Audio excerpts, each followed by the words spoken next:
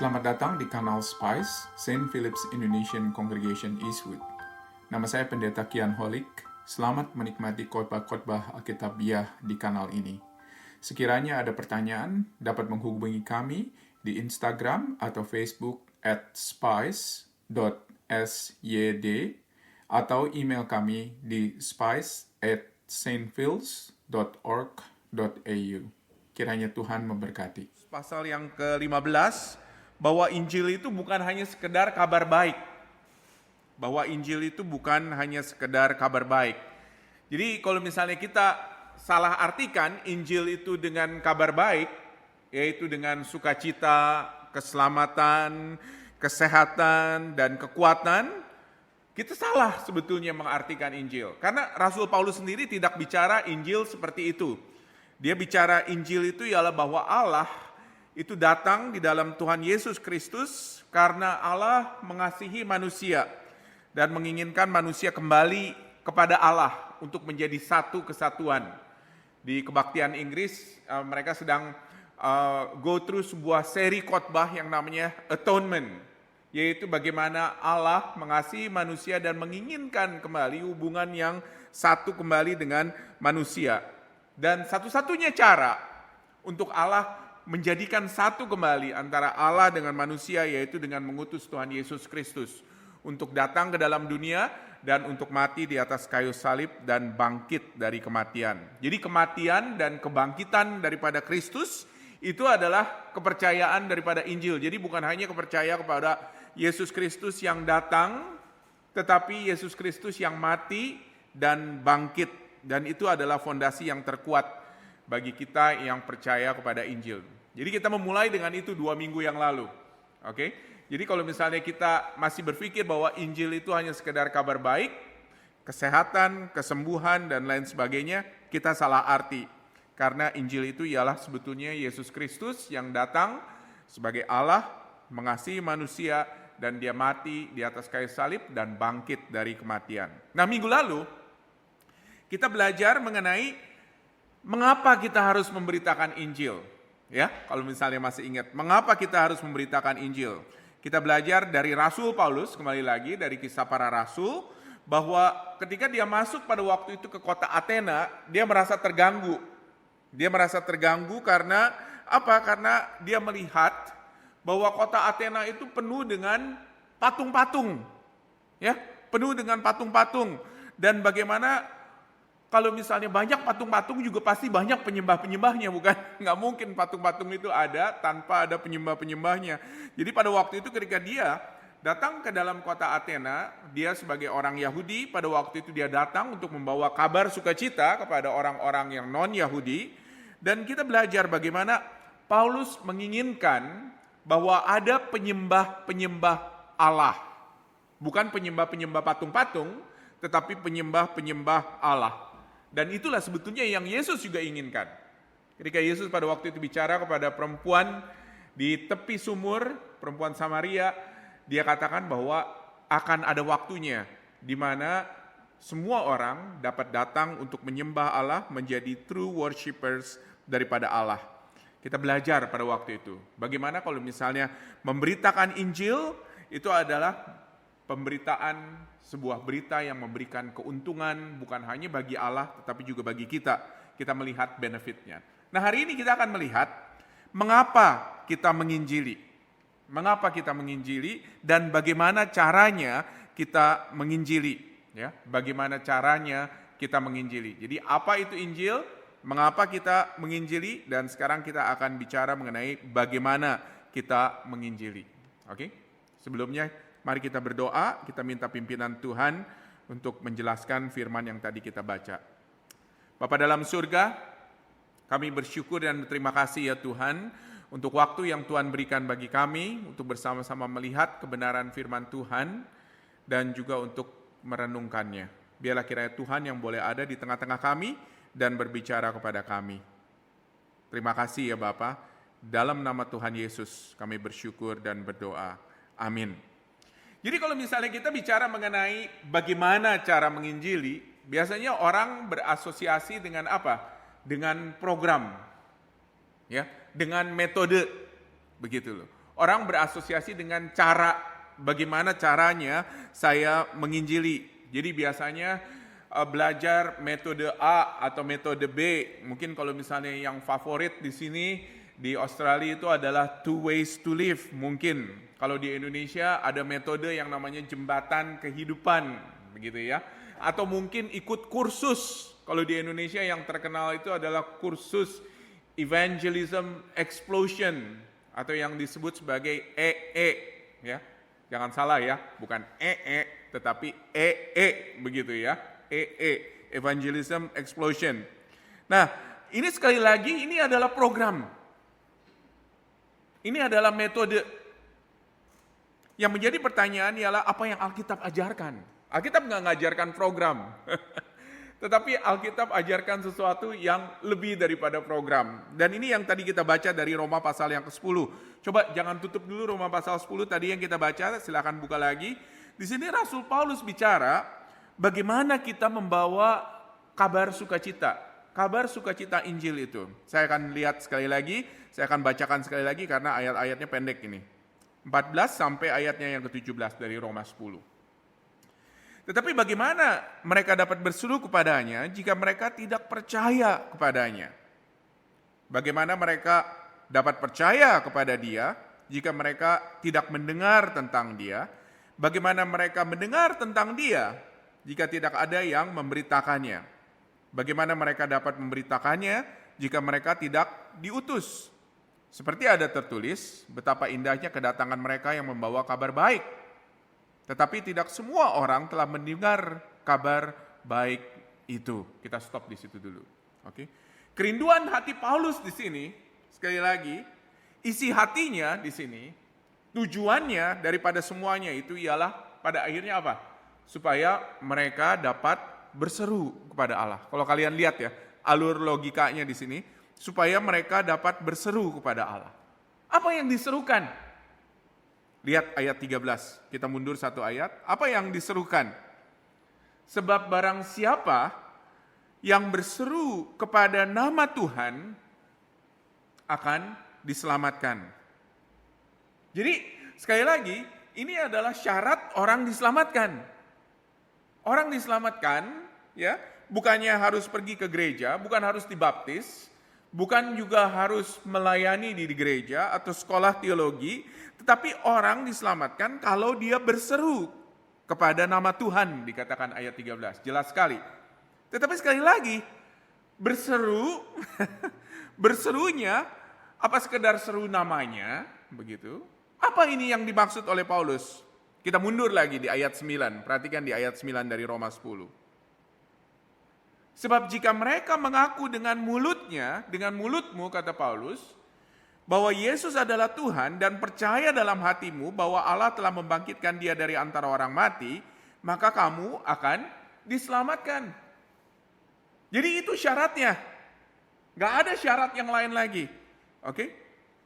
Sekali lagi bukan karena seorang itu harus dibaptis, bukan karena baptisannya itu harus selam, bukannya karena dia harus melayani, bukannya karena dia harus sekolah teologi, bahkan menjadi anggota gereja atau pergi ke gereja mungkin 10 tahun, 20 tahun dan lain sebagainya. No.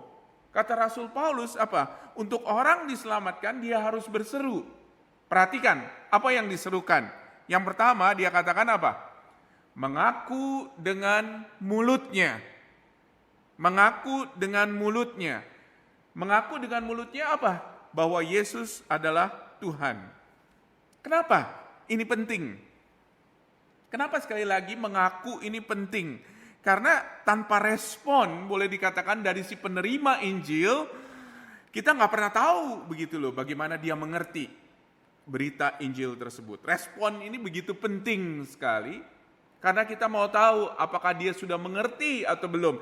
Jadi kenapa kita katakan bahwa dia harus mengaku begitu loh. Kenapa ketika orang mau dibaptis ditanya, apakah kamu percaya kepada Tuhan Yesus sebagai Tuhan dan Juru Selamat? Dan tentunya jawabannya iya, kalau enggak jadi dibaptis begitu ya. Betul enggak? Karena apa? Karena kita perlu mendengar respon daripada orang tersebut. Respon ini begitu penting sekali. Kita nggak bisa mengasumsi orang itu percaya. Bukan karena orang itu pergi ke gereja, maka orang itu pasti percaya. Tapi kita mau mendengar bahwa dia adalah sungguh-sungguh seorang yang percaya. Percaya kalau misalnya Yesus itu adalah Tuhan. Yesus itu adalah penguasa. Dia adalah master, boss di dalam kehidupannya. Dialah yang menjadi pengatur, penentu di dalam kehidupan orang tersebut misalnya. Penentu kemana arahnya hidupnya, saudara-saudara. Dialah yang seharusnya menjadi seorang yang mengatur, seorang yang mengaransemen, seorang yang membuat semuanya itu sehingga apa? Sehingga kehidupannya menjadi kehidupan yang sesuai dengan agenda daripada Allah. Itu adalah salah satu syaratnya. Tetapi sekali lagi, itu cuma setengah dari syaratnya. Ada setengahnya yang lain. Kata Rasul Paulus apa? Perhatikan sekali lagi, tadi di ayatnya yang ke-9. Mengaku dengan mulutmu, dia katakan, bahwa Yesus adalah Tuhan, dan percaya, dia katakan. Percaya dalam hatimu bahwa Allah telah membangkitkan dia dari antara orang mati. Dan ini penting sekali. Ya. Karena apa? Karena kalau misalnya hanya sekedar mengaku, keluar dari mulutnya, itu hanyalah sesuatu yang mungkin keluar karena apa? Karena program. Telah diprogram, dikasih tahu, nanti jawabannya iya. Sebelum dibaptis, jawabannya iya. Kalau enggak jadi dibaptis loh. Oke? Karena apa? Karena mungkin itu udah diprogram begitu loh. Tetapi Rasul Paulus katakan apa? Dia bukan hanya harus percaya, tetapi dia katakan dia harus mengaku. Dia katakan mengaku dan percaya. Ketika dia percaya di dalam hatinya, dan ini nggak bisa diukur ya dengan kata-kata, nggak bisa diukur, boleh dikatakan dengan sesuatu yang keluar dari mulutnya. Tetapi ketika dia percaya sungguh, karena kepercayaan itu adalah dari dalam hati, betul nggak? Dari dalam hati. Hanya orang itu sendiri yang tahu bahwa dia percaya di dalam hatinya. Tetapi sekali lagi, pertanyaannya adalah percaya kepada apa? Perhatikan sekali lagi di ayat yang 9. Bahwa Allah membangkitkan Yesus dari kematian. Apa artinya? Bahwa dia percaya bahwa Yesus itu lebih dari hanya sekedar manusia. Bahwa dia telah mati di atas kayu salib, menanggung dosa-dosa saya, dosa semua orang yang percaya, dan orang itu yakin bahwa Allah adalah Allah yang berkuasa, yang membangkitkan Yesus dari antara orang mati. Ketika itu semua dia percaya, maka dia diselamatkan. Kehidupan kembali dari kematian. Berarti kita juga mengaku bahwa Yesus telah mengalahkan sebetulnya kuasa maut. Bahwa dia lebih berkuasa daripada iblis. Bahwa iblis dan kekuatannya itu dikalahkan oleh Yesus. Ini semuanya satu paket begitu loh, yang gak bisa dipisahkan satu dengan yang lain. Bahwa kita percaya karena hal itulah kita diselamatkan.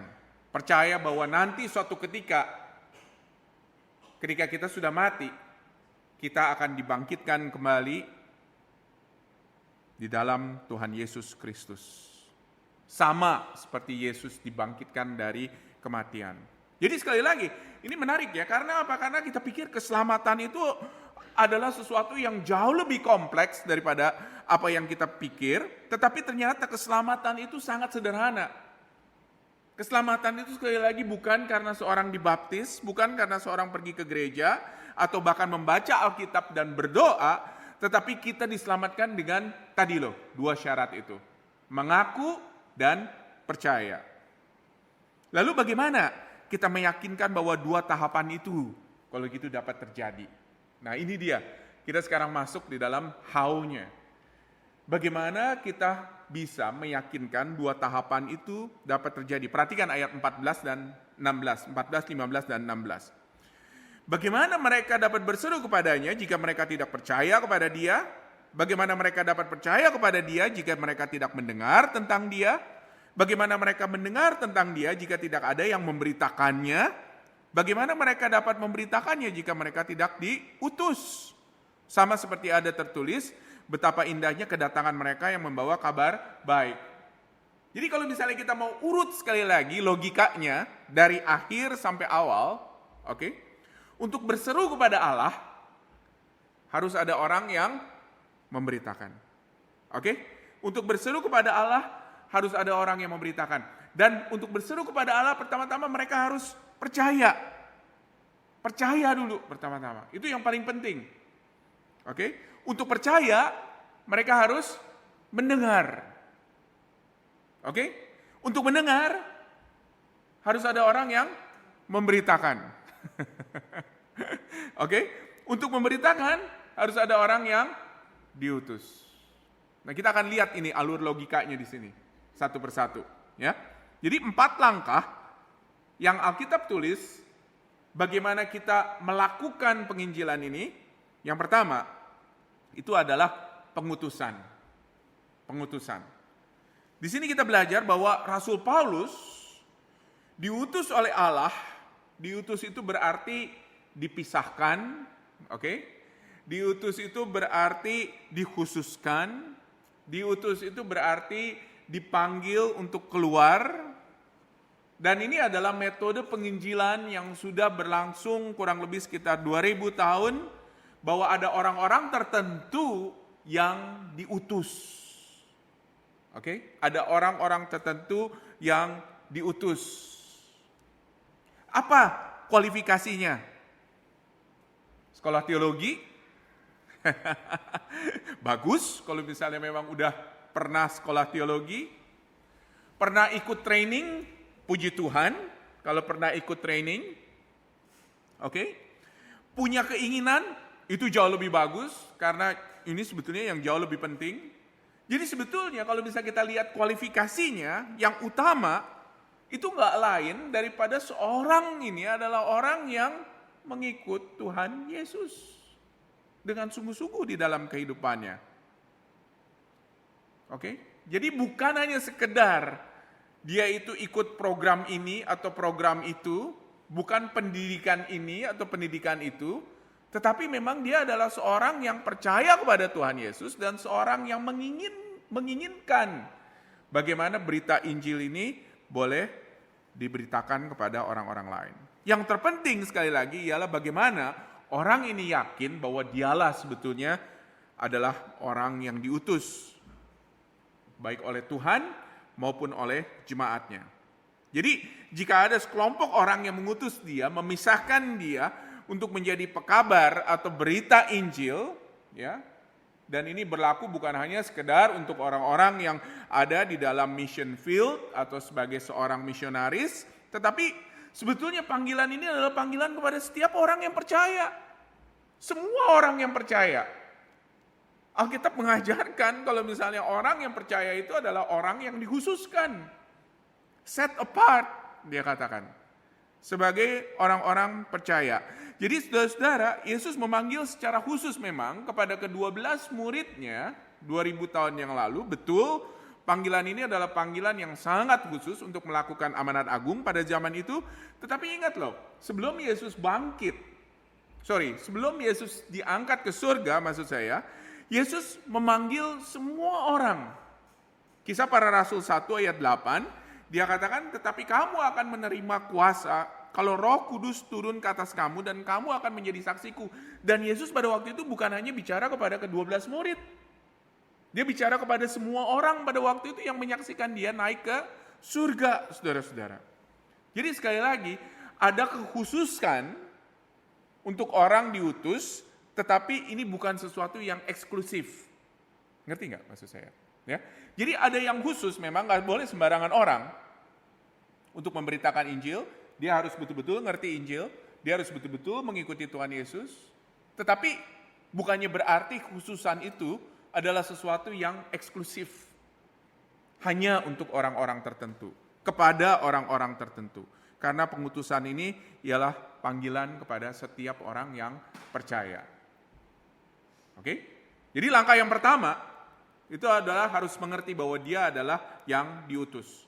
Langkah yang kedua, saudara-saudara, dia harus mengerti bahwa dia dipanggil untuk memberitakan. Nah, Paulus memberitakan Injil Yesus Kristus memang kepada orang-orang yang adalah audiensnya pada waktu itu di Roma, saudara-saudara. Dan waktu itu adalah di dalam konteks yang ada pada 2000 tahun yang lalu. Dan pemberitaan ini saudara-saudara adalah sebuah berita yang dimengerti oleh orang-orang sekali lagi. Dan ini sekali lagi membutuhkan logika, membutuhkan nalar, membutuhkan pengertian. Jadi bukan hanya sekedar udahlah terima aja begitu ya. Oke, terima aja, beriman aja yang penting. Nah memang betul saudara-saudara ada bagian yang mana kita harus terima dengan iman, tetapi berarti bukan semuanya diterima oleh hanya dengan iman, begitu loh. Karena ada hal-hal yang harus dimengerti. Kita harus menjelaskan, saudara-saudara, kenapa manusia memberontak, berdosa dan memberontak. Jadi dosa itu bukan hanya sekedar pelanggaran perintah Allah, tetapi dosa itu sebetulnya adalah pemberontakan kepada Allah. Dan kita juga harus menjelaskan misalnya, kenapa Allah melihat ini adalah sebuah masalah yang besar dan dia berinisiatif boleh dikatakan untuk mengirim Tuhan Yesus Kristus menjadi manusia dan menyelesaikan masalah ini untuk manusia supaya manusia dengan Allah bisa menjadi satu kesatuan kembali. Bahwa apa? Bahwa Yesus mati bagi dosa-dosa kita, dia menjadi wakil. Ketika dia mati di atas kayu salib, dia menjadi wakil bagi kita. Dan ketika dia bangkit, dia juga menjadi sebuah pengharapan bagi kebangkitan kita nanti. Dan kita percaya bahwa dia naik ke surga dan suatu ketika dia akan datang kembali dari surga ke dalam dunia. Nah saudara-saudara, itu semua adalah sesuatu yang harus kita jelaskan. Karena kita ini, kalau misalnya kita sudah diutus, berarti kita adalah seorang pemberita, sekali lagi, kata Paulus. Oke? Jadi nggak bisa hanya sekedar bilang bahwa terima aja dengan iman, begitu ya. Memang betul ada hal-hal yang harus diterima dengan iman, tetapi ada hal-hal juga yang harus kita jelaskan. Tanpa kita jelaskan, Injil itu tidak akan bisa dimengerti oleh orang. Nah di sini saudara-saudara, bukan hanya sekedar menjelaskan loh, ingat loh. Karena sekali lagi kita bisa bicara hanya sekedar fakta-fakta, poin-poin begitu ya. Oh, kayak misalnya seorang yang ngajar gitu ya. Seorang ngajar di university atau mungkin di sekolah, dia bisa mengajarkan fakta-fakta, poin, nomor 1, nomor 2, nomor 3, seperti ini contohnya. Dia bisa memberikan bahwa, oh rumus-rumus, 1, 2, 3, buktinya 1, 2, 3. Tetapi pemberitaan Injil itu bukan hanya seperti itu saudara-saudara. Injil itu bukan hanya menjelaskan seperti yang tadi saya jelaskan, bahwa Yesus Allah mengasihi manusia, Yesus mati di atas kayu salib buat kita, Yesus kemudian mati dan bangkit dan seterusnya, saudara-saudara. Tetapi ada sebuah tujuan, yaitu pemberitaan Injil itu adalah untuk kita melakukan sebuah persuasi. Untuk kita berpikir bahwa setelah saya memberitakan Injil, saya sangat berharap sekali kalau misalnya orang itu bisa mengerti Injil dan bisa percaya kepada Injil, saudara-saudara. Persuasi itu adalah sesuatu yang harus kita ada di dalam pikiran, benak pikiran kita ketika kita menginjili orang lain. Kalau menginjili orang lain hanya sekedar kasih tahu bahwa, oh Yesus adalah manusia, dia adalah Allah, dia datang ke dalam dunia, mati di atas kayu salib buat kita, that's it. Maka kita sebetulnya gagal di dalam mendorong orang untuk mengerti berita Injil. Harus ada sebuah persuasi. Harus ada sebuah dorongan untuk kita mencoba untuk orang itu bertobat dan percaya. Bukan paksaan ya, tetapi dorongan bagi kita, sebuah persuasi. Dan tentunya saudara-saudara, seperti semua berita Injil, ketika diberitakan, ada konsekuensi. Betul nggak? Ada respon. Responnya apa? Ada penyambutan, berarti seorang itu mau menerima, atau mungkin dia mau belajar lebih lanjut mengenai Injil, atau dia mau beriman, langsung percaya, dan syukur mau langsung dibaptis. Tetapi biasanya ada penolakan. Penolakan, betul nggak? Berarti dia nggak bisa terima, atau dia nggak cocok, atau dia memutuskan untuk tidak percaya. Dan Rasul Paulus juga tahu pada waktu itu. Di Roma 10 dia katakan, di ayatnya yang ke-16, tetapi tidak semua orang telah menerima kabar baik itu, dia katakan. Dia pun demikian, itu adalah sesuatu yang normal, saudara-saudara. Walaupun seringkali kita ketemukan ya, yang ada di tengah begitu ya. Jadi yes atau no ini sebetulnya, begitu loh. Kita bingung gitu kalau misalnya orang itu biasanya nggak mau terima. Ini biasanya orang Indonesia, saudara-saudara. Orang Indonesia selalu ada di tengah begitu ya. Karena nggak yakin, ini yes atau no sebetulnya. Oke, ada ragu-ragu mungkin. Atau tidak bisa memutuskan, saudara-saudara. Tapi sekali lagi, saya ingin katakan, penolakan dan keraguan-raguan, saya biasanya masukin keraguan-raguan itu sebagai penolakan ya. Karena menurut saya orang itu basically masih belum terima Injil Yesus Kristus. Keraguan dan penolakan, saudara-saudara, itu adalah hal yang umum di dalam kita memberitakan Injil. Kenapa? Sejak 2000 tahun ini saudara-saudara, ketika Yesus Kristus mengutus 12 muridnya dan kemudian banyak gereja terjadi di seluruh dunia dan lain sebagainya.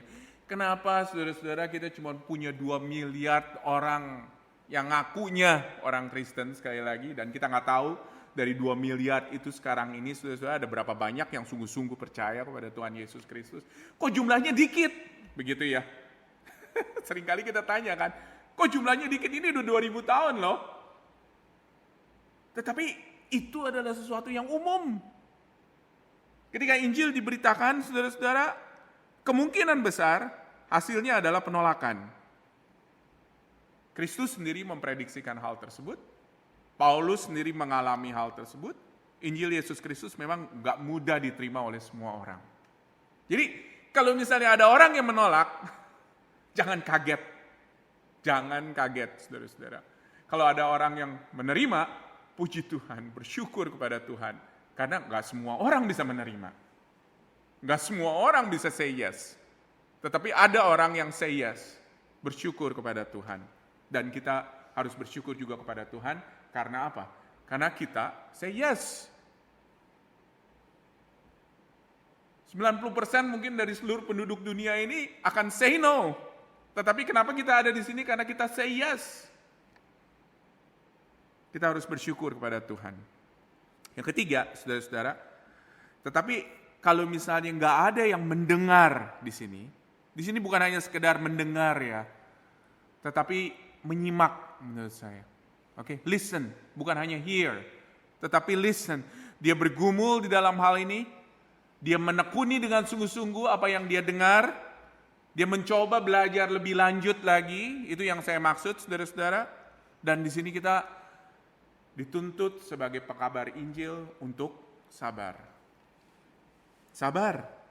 Seperti tarik dan ulur benang layangan, saudara-saudara. Nggak tahu di sini ada yang masih main layangan apa enggak. Tetapi seperti tarik dan ulur benang layangan. Kita harus berikan ruangan kepada dia untuk dia bisa memproses berita ini. Untuk dia bisa memikirkan berita ini. Jangan hari ini diberitakan kemudian, ayo jawabannya apa? Jawabannya apa? Sekarang harus jawab. Begitu loh. Mungkin berita ini adalah berita yang kontroversial buat dia. Mungkin berita ini adalah berita yang gak pernah dia dengar sebelumnya. Keselamatan di dalam Kristus bukan karena usaha kita. Karena sebagian besar daripada agama-agama lain yang kita tahu, itu adalah agama karena pekerjaan, karena usaha. Kekristenan adalah agama yang merupakan berita anugerah, berita kasih karunia. Kamu gak perlu berusaha, karena Kristus yang berusaha buat kamu, begitu loh. Jadi mungkin ini adalah berita yang dia harus cerna. Mungkin ini adalah berita yang sulit dicerna sama sekali.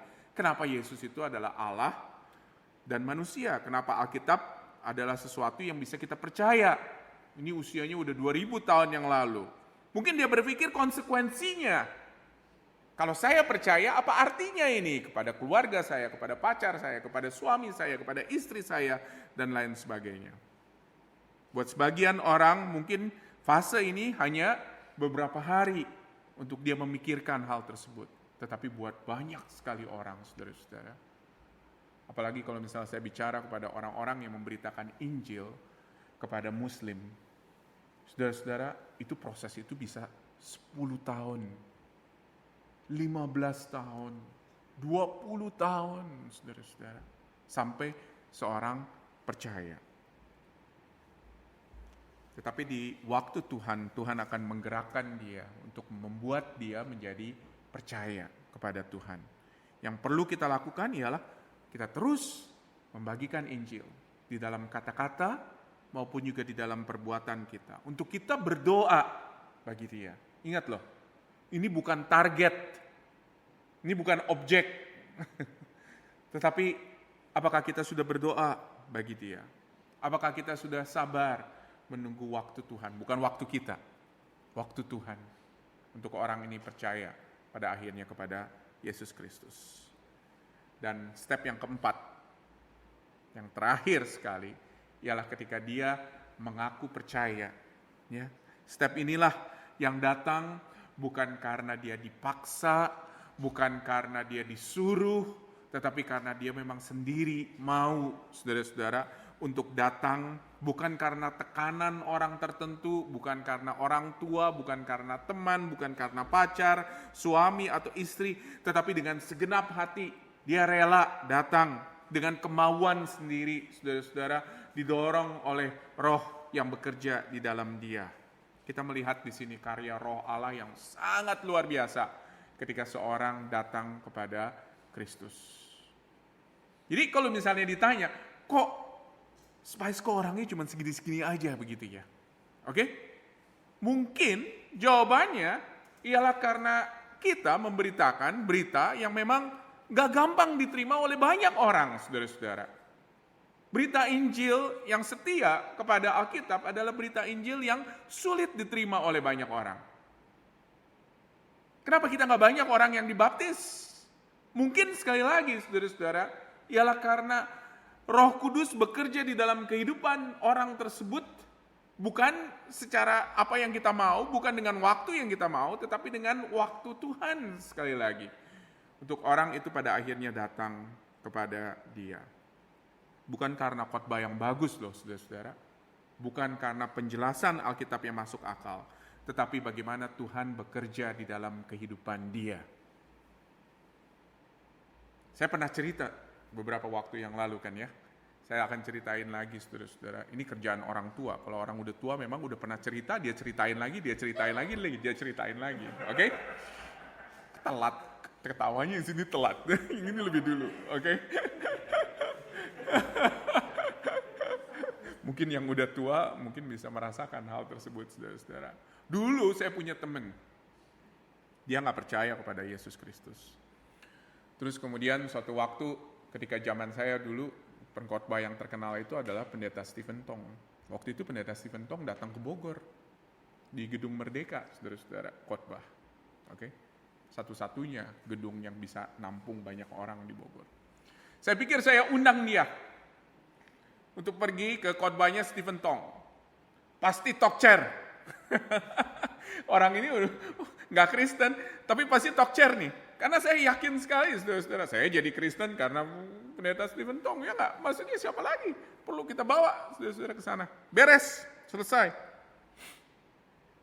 Dan ketika saya duduk di sana, saudara-saudara, saya sering dengerin khotbah Pendeta Stephen Tong. Ketika saya duduk di sana, saya lihat, aduh, saya dengar khotbahnya. Ini khotbah dia yang paling jelek. Jelek banget khotbahnya. Begitu loh, banyak cerita, saudara-saudara. Banyak sekali ilustrasi. Saya kepingin dia khotbah betul-betul dari Alkitab supaya orang ini percaya. Tapi yang luar biasa justru teman saya malam itu adalah salah satu yang maju ke depan ketika Pendeta Stephen Tong make an altar call. Sekali lagi loh saudara, kita nggak bisa generalisir ini semuanya, tetapi sekali lagi Tuhan bekerja di dalam kehidupan masing-masing daripada kita. Saya nggak tahu bagaimana saudara jadi Kristen. Tetapi Tuhan punya cara. Tuhan punya cara. Dan caranya dia seringkali kita nggak ngerti. Tetapi paling nggak kata Rasul Paulus, bagaimana saudara-saudara, seorang pada akhirnya dapat percaya.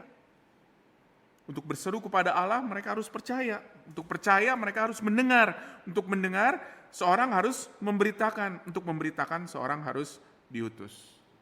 Mungkin kita harus pikir sekarang secara sederhana, apakah kita adalah orang-orang yang diutus?